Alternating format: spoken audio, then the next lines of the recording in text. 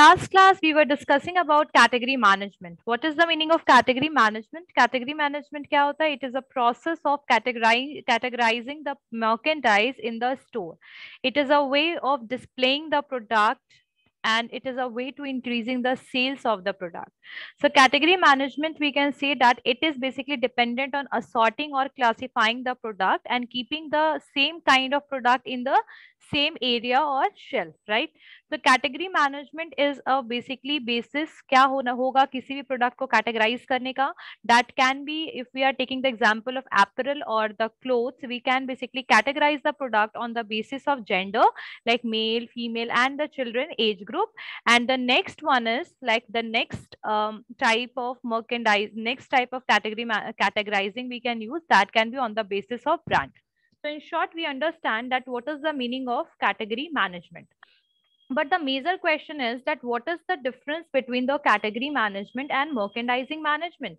What is the difference between category management and merchandise management? So we can see through this basically process, like in the merchandise management,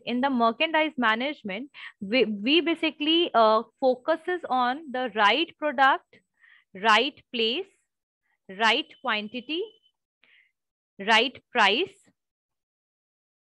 ठीक है. So we basically concerned toward the providing the product in the market, basically providing the product in the retail store. But in the situation of the category management is the process when you have that merchandise available, जब आपके पास merchandise available है, and when you are basically categorizing the product, that which product should we give the priority. यानी कि example के लिए कि merchandise management ये decide करेगा कि कौन सा प्रोडक्ट कितनी क्वांटिटी में चाहिए, कब चाहिए, कहाँ चाहिए, कौन बेटर प्लेस है. All these things comes under the merchandise management. But when we are talking about the categorising category management, in this situation category management में क्या होगा आपका कि प्रोडक्ट जो है वो कब प्रोवाइड करना, प्रोडक्ट जो है वो कैसे डिस्प्ले करें, किस तरीके से उसको प्रेजेंट करे कस्टमर के सामने, और कौन से प्रोडक्ट को प्रेजेंट करे कस्टमर के सामने जिससे बेटर सेल हो और प्रोडक्ट जो कस्टमर है वो सेटिस्फाई हो. So this is basically known as the category management. In the category management, we are focuses on the types of product that is available in the store, and the merchandise management, that how we are going to basically take or purchase the product from the supplier, and what kind of merchandise is required for our store. So this is the basic difference between merchandise management and category management. Clear everyone? Clear hua what is the meaning of category management and merchandise management? Clear हो गया? Let's start. So what is the meaning of category management? Category management क्या है और merchandise management क्या है, एक बार मैं फिर से बता देती हूँ.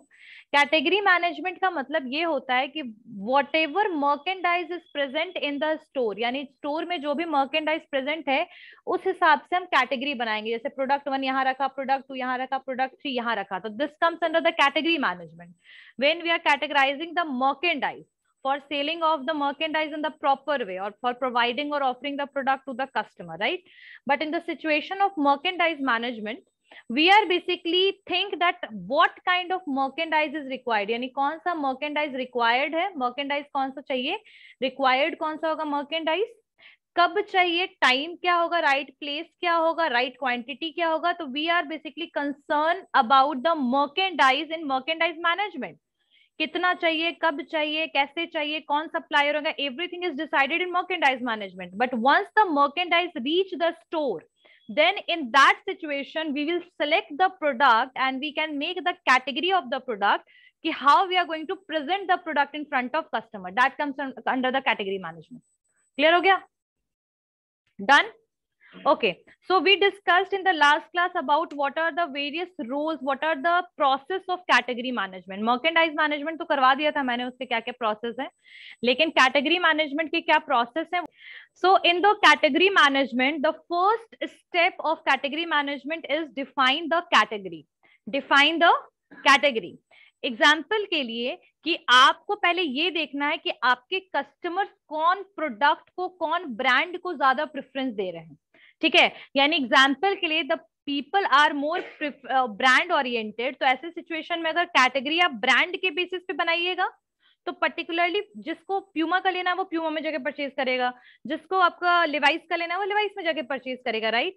सो in the defining category, here we are going to define or understand, मतलब retailer are going to understand that what customers are, मतलब what are the type of customers and what is their preferences and preference क्या है उनका, priority क्या है product का, brand का। Clear हो गया? so this one is the first step of category management, defining category। ठीक है, अब यहाँ क्वेश्चन है कि how do customer shop the category. अब कस्टमर कैटेगरी के थ्रू कैसे प्रोडक्ट को परचेज करता है, ठीक है। सो तो कस्टमर का जो डिसीजन होता है वो किस तरीके से वो डिसीजन लेता है किसी भी प्रोडक्ट के लिए, किस तरीके से चॉइस करता है, वो ब्रांड के बेसिस पे चॉइस करता है। मतलब ये क्वेश्चन रिटेलर के दिमाग में, क्योंकि defining category is something where they are focusing on the customers preference, like how they are going to purchase the product. तो क्या क्या चीजें हो सकती हैं, जैसे कि डू दे चूज ब्रांड, क्या वो ब्रांड के हिसाब से प्रोडक्ट खरीदेंगे, सब ब्रांड देखेंगे, प्रोडक्ट की क्वालिटी के हिसाब से देखेंगे, कलर देखेंगे, प्राइस को चेक करेंगे। होते हैं ना अलग अलग जो कस्टमर्स होते हैं उनका अलग अलग प्रायोरिटी होता है, some are giving priority to the brand and some are giving priority to the colors and some are giving priority to the price, right? So first question कि यहाँ पर ये चीज डिफाइन होगा कि क्या किस तरीके से वो चूज करते हैं प्रोडक्ट को, ब्रांड के बेसिस पे, सब ब्रांड के बेसिस पे, क्वालिटी के बेसिस पे, अगर कुछ पैकेजिंग के बेसिस पे, क्वांटिटी के बेसिस पे। ठीक है, आपने देखा होगा कि बहुत लोग 10 रुपीज वाला सर्फ की जगह 1000 रुपीज या वाला बड़ा पैकेट का सर्फ लेते हैं। वाई दे आर टेकिंग सो?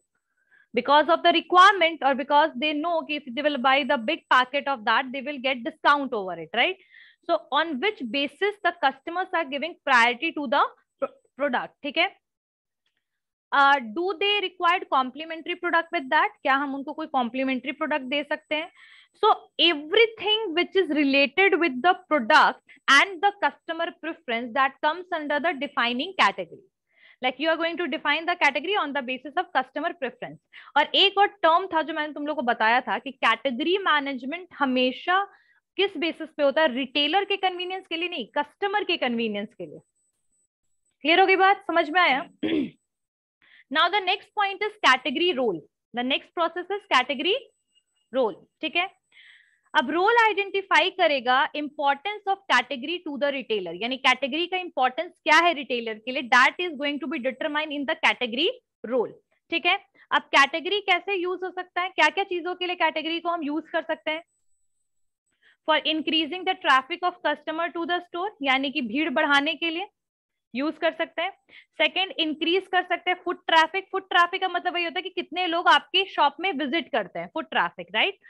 कितने रूटीन शॉपिंग नीड्स, ठीक है, कितने लोग आपके डेली बेस्ड प्रोडक्ट खरीदते हैं, शॉपिंग नीड्स क्या क्या है लोगों का वो। नेक्स्ट है कि one stop shop for the convenience, यानी हमें एक रिटेल स्टोर अगर हम हैं तो हम एक ही डेस्टिनेशन होने चाहिए कि सारे प्रोडक्ट उनको अवेलेबल हो जाए।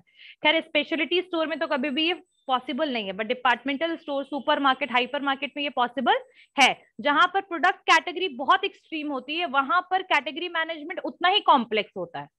समझ रहे हो बात? जितने ज्यादा प्रोडक्ट्स उतना ही बेटर वे में कैटेगराइजिंग करना पड़ता है, करना पड़ेगा। So here we have to think that whatever category we are making, वो कन्वीनियंस तो हो ही कस्टमर के लिए, वो तो फर्स्ट पॉइंट मैंने क्लियर कर ही दिया कि प्रायोरिटी बेसिस पे हमने बनाना है कैटेगरी। सेकंड में ये डिफाइन होगा कि ये कैटेगरी मैनेजमेंट का रोल क्या है रिटेलर्स के लिए, what is the role of category management for retailers. समझ में आया? तो category can be use for, किस लिए कैटेगरी यूज होता है? For increasing the sales, for increasing the food traffic, food traffic के लिए, हाँ, कन्वीनियंस के लिए, कस्टमर लॉयलिटी इंक्रीज करने के लिए। तो here we are going to understand that why we require the category, this is for the benefit of the retailer. पहले वाले में कैटेगरी में डिफाइन करेंगे कि किस तरीके से कैटेगरी बनाए, दूसरे में डिफाइन करेंगे कि कैटेगरी का क्या बेनिफिट है रिटेलर के लिए, तो कैटेगरी रोल क्या क्या होगा, ठीक है। और रिटेलर्स जो है वो may assign different role to the different categories within the store, ठीक है। आपने नोटिस किया होगा कि कई बार कि एक विद इन डिपार्टमेंट में जब अलग अलग डिपार्टमेंट से कैटेगरी हम बनाते हैं तो अलग अलग कैटेगरी के लिए अलग अलग सेल्स पर्सन भी रखते हैं, हम रखते हैं ना. So we can do that as well. Okay, like if we are not able to classify the category well, but if we are segregating the categories, उसके लिए हम अलग अलग एम्प्लॉइज को हायर करें. आई बात समझ में. Next one is category appraisal. Category appraisal क्या होता है, यहां तक समझ में आया? ठीक है. So in the category appraisal what we have to understand that how the our category is working, यानी विद इन जो रिटेल हमने कैटेगरी बनाया है अकॉर्डिंग टू जो हमने सेट किया होगा टारगेट या परफॉर्मेंस कैसा है comparatively to competitors. Clear. Next one is category score card. ठीक है, यहां मैंने कुछ वर्ड्स जो हैं category score card. What we are going to do, we are going to use the goals and objective for. यहां पर हम लोग टारगेट सेट करेंगे, गोल सेट करेंगे और गोल के हिसाब से हम देखेंगे वही परफॉर्मेंस अप्रेजल परफॉर्मेंस देखेंगे. यहां पर हम टारगेट सेट करेंगे बेटर परफॉर्मेंस के लिए, बेटर परफॉर्मेंस के लिए. Once we analyse each category then will find कि नहीं परफॉर्मेंस बेटर नहीं है, तो यहां पर हम क्या कर सकते हैं, कैटेगरी स्कोर कार्ड यूज कर सकते हैं. नेक्स्ट स्टेप में यहां पर we are going to use the strategic allocation of the work perform to reach the category goal. मतलब यहां हम किस तरीके से अपने परफॉर्मेंस को बेटर करें और किस तरीके से टारगेट को रीच करें, उसका पूरा का पूरा मतलब प्रोसेस यहां पर हम देखेंगे. इससे पहले वाले में हम एनालाइज करेंगे कि हम परफॉर्मेंस मेरा कितना अच्छा है. इसमें हम उस गोल को और ऑब्जेक्टिव को रीच करने के लिए पूरा प्रोसेस करेंगे.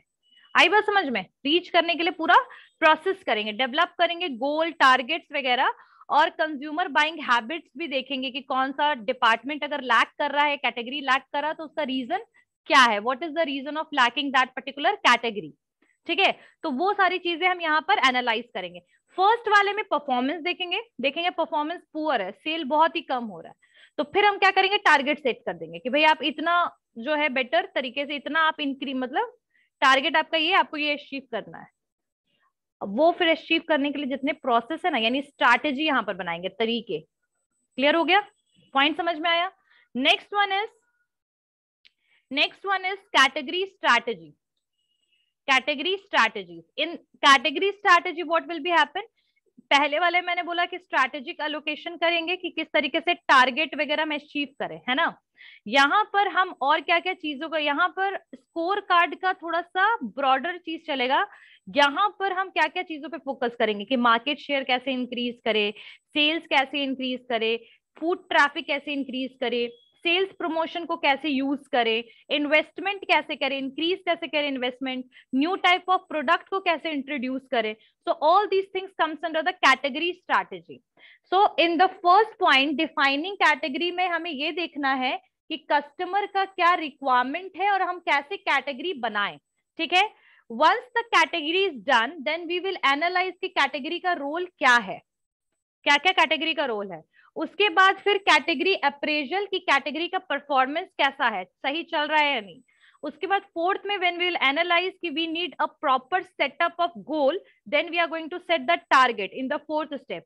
And in the fourth step we are basically try, उसमें हम वहां पर जो एम्प्लॉयज है उनको कोशिश करेंगे मोटिवेट करने का कि वो अपने टारगेट को अचीव करें. फिफ्थ वाले में हम और भी बहुत सारी चीजों को करेंगे, यानी कि हम इंक्रीज करने की कोशिश करेंगे ट्रैफिक को, ज्यादा से ज्यादा लोगों को फुट ट्रैफिक इंक्रीज करना, सेल्स इंक्रीज करना, न्यू टाइप ऑफ प्रोडक्ट में डील करना, इन्वेस्टमेंट इंक्रीज करना, सारी चीजें हम करेंगे फिफ्थ पॉइंट में, that is category strategy. Foot traffic का मतलब है कि आपके स्टोर में कितने लोग विजिट कर रहे हैं. हाँ, मतलब basically foot traffic is something which is related with the number of people or customers who are visiting your store. So main point is ki like we all know that so many customers are visiting the store for only window shopping. So many people try to analyze the price, someone try to compare it with the competitors. So we all know कि every visitor is not the customer या purchaser. But we try to increase that, so at least जितने आएंगे उसमें से 50 to 60% तो purchase करे product. Clear है. बोलो. विंडो, हाँ, वैंडरिंग कस्टमर मतलब जो घूमते हैं लेकिन प्रोडक्ट को लेते नहीं है. लेकिन अगर उनको कोई एक्सट्रीम, मतलब there is only 1% chance that they are going to purchase the product, when they will found कि whatever they are purchasing इतना लो कॉस्ट में हमें कहीं नहीं मिलेगा, then they are going to purchase the product, so they are wandering customers. ठीक है. Now the point is, what is category tactics? It is related with the strategy only. ठीक है. यहाँ पर जो कैटेगरी स्ट्रैटेजी हमने बनाया है, तो यहाँ पर बस वही उसी चीज का, it is related with the strategy only. Then we have to implement the plan. If there is anything, जब हमने कोई नया प्लान बनाया हो तो उसको हम कोशिश करेंगे इम्प्लीमेंट करने का. फाइनली फिर रिपोर्ट रेडी करेंगे परफॉर्मेंस का. एक बार फिर हमने जब पूरा प्रॉपर्ली कैटेगराइज कर लिया हर चीज को, then we are going to make the report of reviewing or assessing everything. So that is the process of category management. Clear हो गया. अब जो नेक्स्ट टॉपिक हम लोग को पढ़ना है, that is franchisee. Franchisee in retail.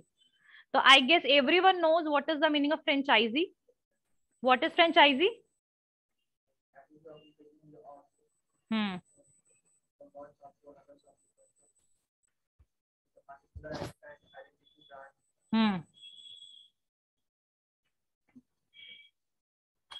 So what is the meaning of franchise? एक नॉर्मल और एक लेमैन लैंग्वेज में अगर समझो या फिर अगर देखो, तो आपने डोमिनोज देखा है, सब लोग विजिट करते हो. कैफे कॉफी डे देखा है, मैकडी है, केएफसी है ना.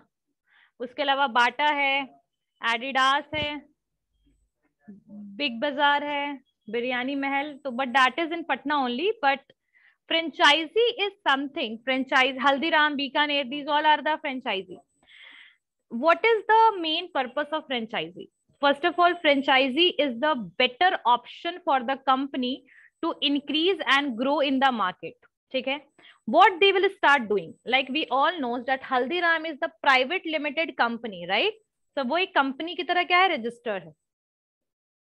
But in what they are dealing in, they are dealing with the food retail. They are dealing with food retail and they have two type of options. पहले तो ready to eat item they have and they have packaged items. True. Packaged item है, जैसे हम लोग mixture वगैरह देखते हैं, mini samosa, मठरी and all those things are the packaged item. And the other items ready to eat, like we can go and we can eat dosa. They will make it at the time and they will give you, right? So they are dealing with the food retail store है. ठीक है. अब ये private limited है और इसको ये पहले तो सबसे पहले ये कहाँ से स्टार्ट हुआ था? ये राजस्थान से स्टार्ट हुआ था, राजस्थान के बीकानेर एरिया से that was started. Then they went to the Delhi. Now the Haldiram is like that is in all over the world में भी बहुत सारी जगह पे इंटरनेशनल मार्केट में एंटर हो चुका है. For that what they are doing, they are started selling their franchise. In the case of franchisee, any individual or group of people, they can basically take the franchisee by paying the franchisee fee. Franchisee fee देंगे lump-sum amount, या तो 20 lakh, 25 lakh, like this they can give, or either they can give the benefit from the profit, whatever they will earn. कुछ हर साल उनको जैसे 2 लाख रुपए देना है कंपनी को. So like this they will prescribe the fee for the franchisee.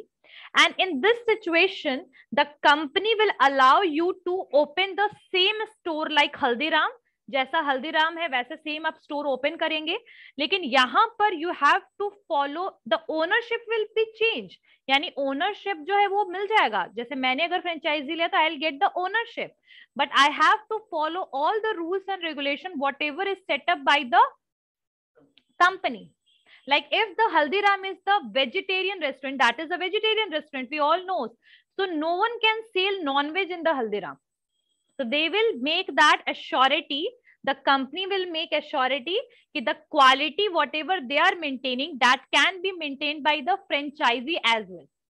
यानी franchisor Haldiram है, फ्रेंचाइजी मिल रहा है, फ्रेंचाइज मिल रहा है फ्रेंचाइजी को. तो फ्रेंचाइजी भी वही क्वालिटी को मेंटेन करके चले जो हल्दीराम का ब्रांड आइडेंटिटी है. तो franchise is the better way for growing in the market. Grow करना है अगर आपके कंपनी को तो बहुत ही बेटर ऑप्शन क्या है आपका हल्दीराम. आई बात समझ में. मैकडी में भी सेम है. So McD is the not an Indian brand, that is not an Indian brand, it is an US वाला ब्रांड है, यूएस का ब्रांड है. So in that situation also they started giving franchisee, but ultimately they have to change something in menu. Why they changed? Because of the demand. Like in India, we all knows that there are so many people who are vegetarian, but in the McD of जो US के McD में they are not selling the veg products. ठीक है, वहां सिर्फ non veg cell होता है, but because India में बहुत सारे लोग वेजिटेरियन है, so they started selling the aloo tikki burger, they started selling, right? because they knows कि if they will sell only non-vegetarian, non-veg, definitely no one is going to purchase it. On major part of the consumers, they are not going to even visit the store. So that is the reason. That's why they are basically providing the non-veg, but with that they are providing the veg product as well. The same thing is with KFC. That is more famous for the non-veg product, but still they are providing the veg. True, because of the demand. But the policy of every company is, especially the franchisor company, they are saying that whatever brand identity is, you have to continue with that. ऐसा नहीं हो कि brand identity को आप Detroit कर दें. और franchisor have full option that they can withdraw the franchisee from you. They have full option if you are not going to fulfill or you are not going to basically follow the rules and policies. बिल्कुल ले सकता है वो, ठीक है. They have basically entered in the agreement, and in the agreement that is mentioned that once you will if you will not follow the product menu and everything, policies like the policies of the company, we are going to take it. So that is an agreement. They will withdraw the franchisee and they will pay you whatever amount is left.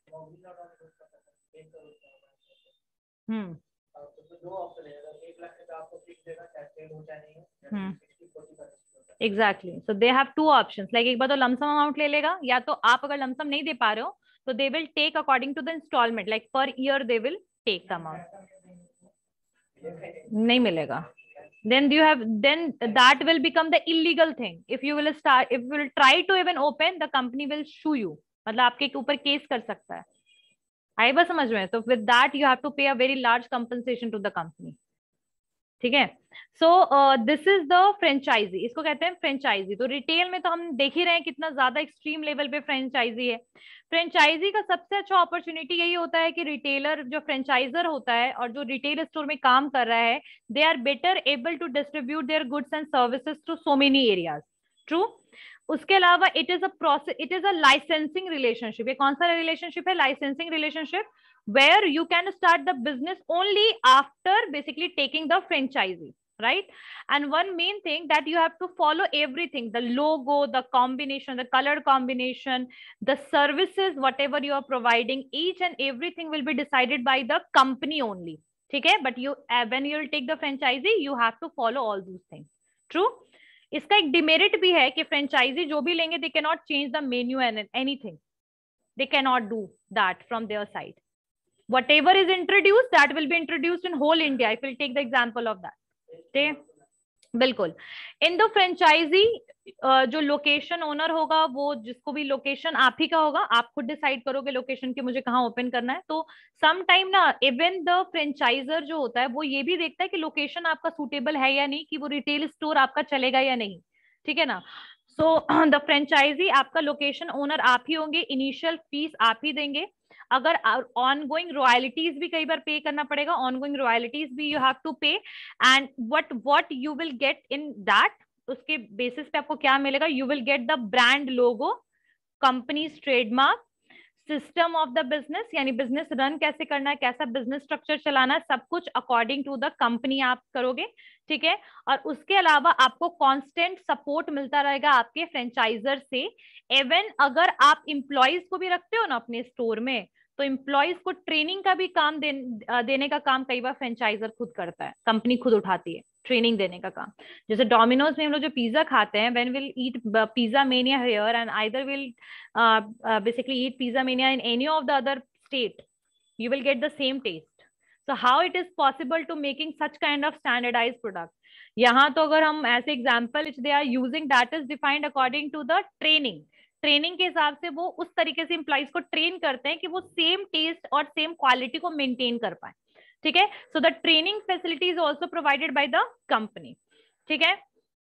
And जो एक तो दो तरीके का franchise होता है, एक तो मैन्युफैक्चरिंग फ्रेंचाइजी होता है जहां पर आपको फ्रेंचाइजी मिलेगा तो आप प्रोडक्ट को मैन्युफैक्चर भी कर सकते हो, जैसे डोमिनोज मैन्युफैक्चर भी होता है। एक फ्रेंचाइजी ऐसा होता है जहां पर आप प्रोडक्ट को सिर्फ सेल कर सकते हो, जैसे कि Big Bazaar, they have no right to make the product but they have right to sell the product, ठीक है। KFC, Domino's, McD, these all are the manufacturing as well, they are manufacturing the product, right, उसके बाद sell करते हैं। But some franchisees like कि that they are selling ready, जो readymade products होते हैं ना उनको सेल करने का काम करते हैं। जैसे आपका बाटा का फ्रेंचाइजी हो गया, they are selling the readymade product, they are basically working like कि उनको प्रोडक्ट डिलीवर हो जाता है उनके स्टोर तक। हाँ बिल्कुल, मॉन्जनीज में भी यही है चीज है, मॉन्गनीज में, ठीक है। नेक्स्ट वन इज कि बेनिफिट क्या है फ्रेंचाइजी का, what can be the benefit. अगर एक रिटेलर के कॉन्सेप्ट में, एक कंपनी के कॉन्सेप्ट में देखा जाए तो सबसे अच्छा ऑप्शन है ग्रोथ का, जहां कंपनी को बार बार पैसे लगाने की जरूरत नहीं है बल्कि पैसे कंपनी खुद अर्न कर रही है इसके थ्रू, ठीक है। ग्रोथ होगा बेटर ऑप्शन, कस्टमर इंक्रीज होगा आपका, मार्केट शेयर इंक्रीज होगा आपका, ठीक है। हाँ, ब्रांड लॉयलिटी इंक्रीज होगा, ब्रांड आइडेंटिटी इंक्रीज होगा, सोर्स ऑफ इनकम कंपनी के लिए इंक्रीज होगा। So these are the benefits for the franchiser. What are the benefits for the franchise.